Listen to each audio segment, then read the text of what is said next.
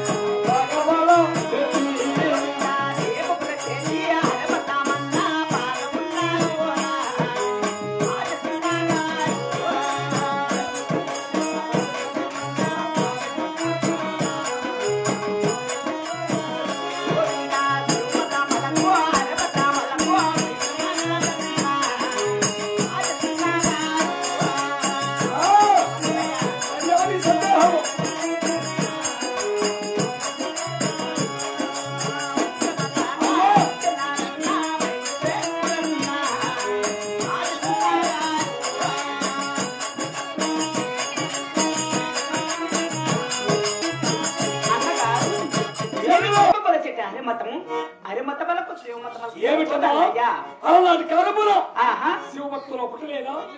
నిన్ను హరిభక్తి కళ్యాణం చేయించలేదా? నన్ను తిక్కరిస్తున్నావా?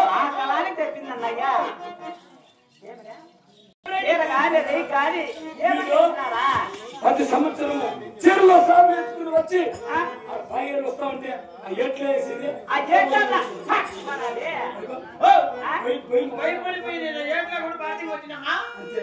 నేను పంపిస్తాను.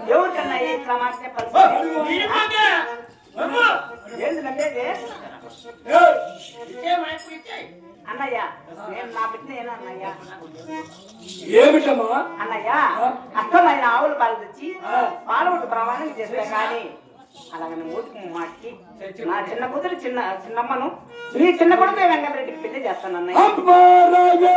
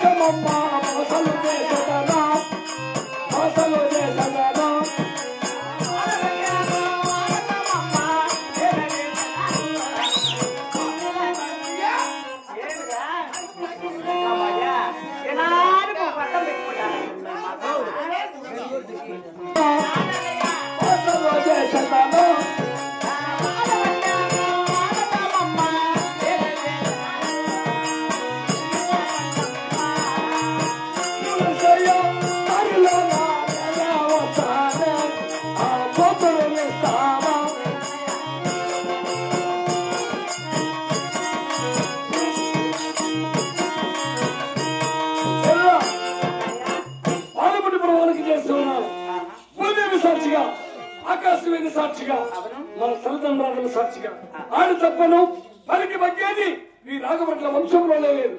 ఇప్పుడే నేను కుమార్తెని ఇచ్చావా? ఏమన్నారా అమ్మా? ఇక మేము వెళ్ళి వచ్చాము. శుక్రవారం ఖమ్మంలో, శనివారం 9 గంటలకు పోయినా 10 గంటలకు లోపల శుభలగ్నం ఉన్నది. మేము ఓలుగుండకు పోయి తిరిగి ఇక్కడ అందించదమ్మా. కాదన్నయ్యా మా ప్రజలంతా ఇవ్వద్దని చెప్తున్నారే.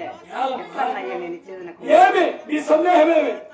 వాళ్ళకు తెచ్చన్నయ్యా 25 ఏళ్ళ నుంచి అంత పసుపు కుంకుమ చీర జాకెట్ ఏమేలాదే అని వాళ్ళకు తెలుసన్నయ్యా. అన్ని ఇచ్చిన వాడు బైబిల్ పాకెట్ లో వాళ్ళ దగ్గర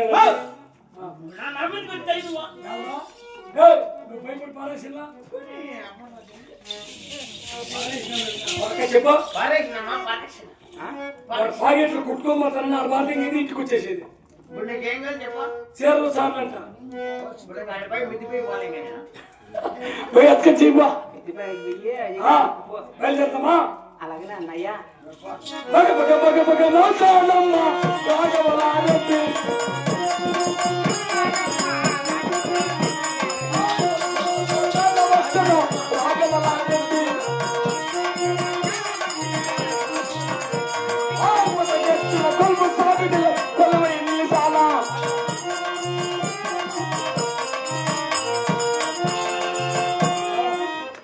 పెళ్లి కొడుకు వాళ్ళమ్మంటికి